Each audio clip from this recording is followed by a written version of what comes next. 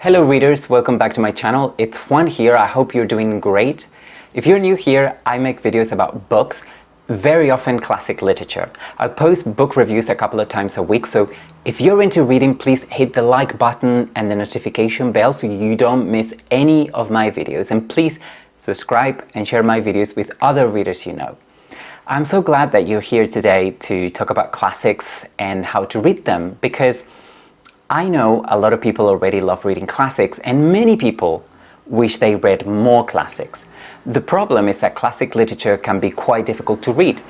Also, there are so many classics that how can you know what to read?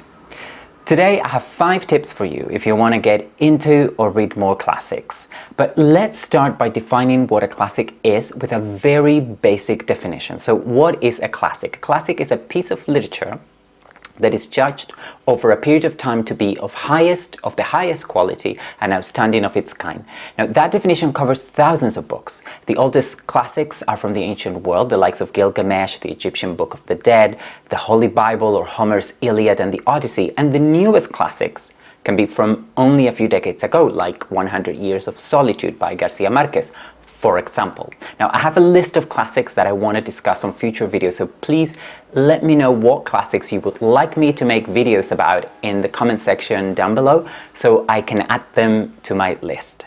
Okay, so because classics can be thousands of years old or only 30 or 40 years old, the level of difficulty varies a lot, but my tips work for all kinds of classics. So let's begin. Tip number 1 is don't fear the classics. A lot of people are afraid of classics. They think classics are simply too difficult.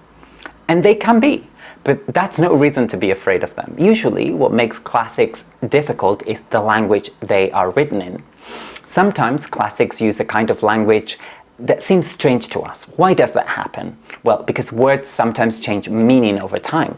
A word that is familiar to us now could have meant something different hundreds of years ago. Also, the language you encounter while reading a classic may describe objects or activities that simply do not exist anymore, or that you are not familiar with now. But all you need to deal with that is a good dictionary.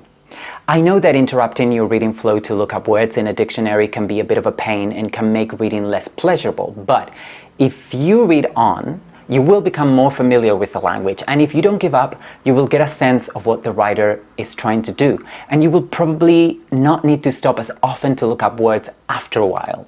Now, the good news is that if you read several classics from the same time period, you will soon become so familiar with the kind of language authors from that time used that you will be able to read their work more or less effortlessly after a while.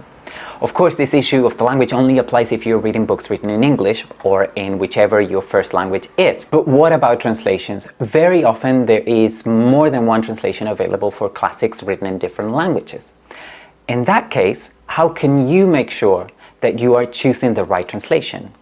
Well, you will have to do a little bit of research, I'm afraid. Generally, I would recommend that you pick up the most recent translation available. Let's say you want to read a French novel from the 17th century. You might find an old translation that renders the text in 17th century English. You might struggle reading that. But if you choose a translation from the last 20, 30 years, or one that is even more recent, you will probably fare a lot better. A lot of people ask me about translations, and I simply don't think that some translations are objectively better than others.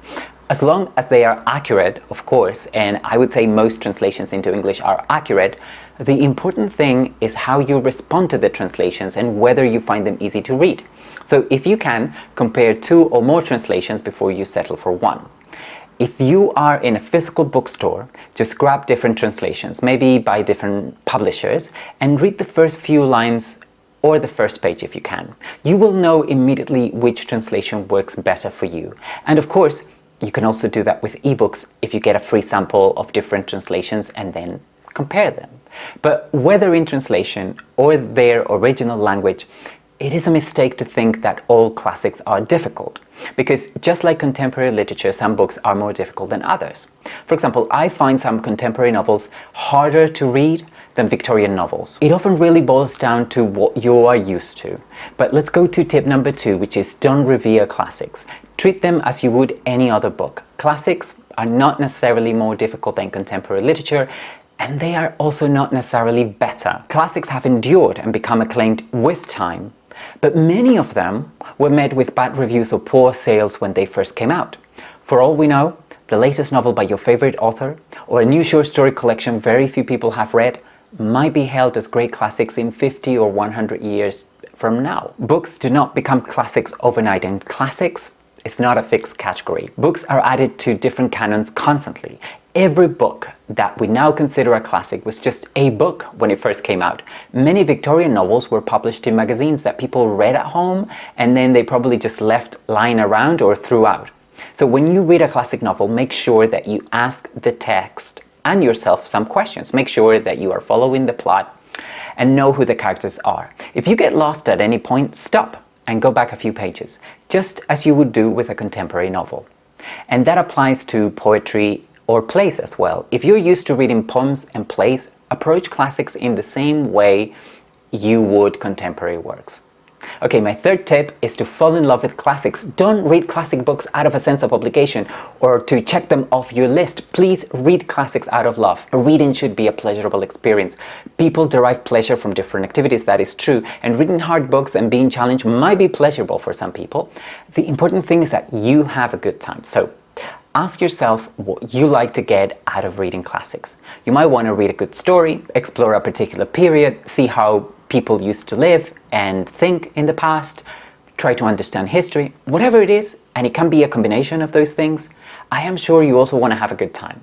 And there is no reason reading classics should not be enjoyable. But sometimes history gets in the way. You read a classic and the references go over your head because you are simply not familiar with them.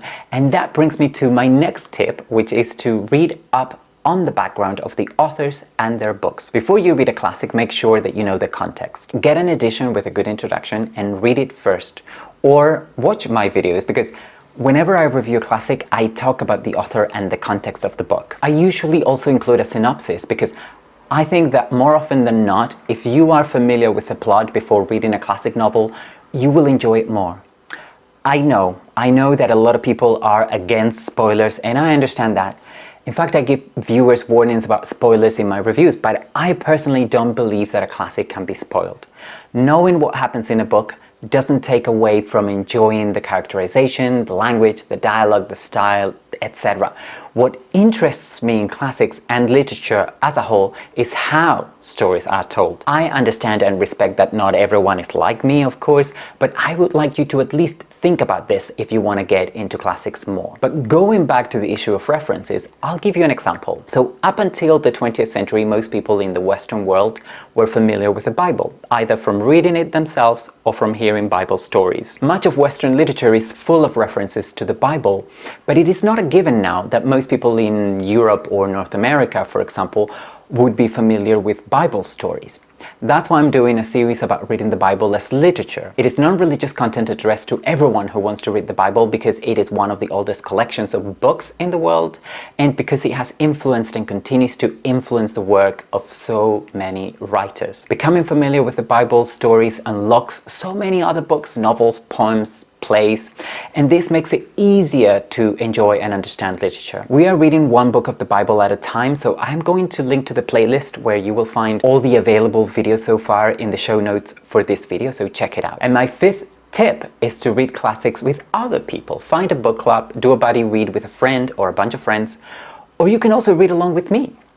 Because at the beginning of every month, I announce what books I intend to read and review in the following weeks, and many of them will be classics. That way, you can plan your reading and read some or all the same books I read. I mean, it's an option, particularly for people who don't have anyone they can talk about books with. That's the main reason I created this channel, in fact, so I could discuss literature with other readers from around the world. And on that note, thank you for being there and supporting what I do.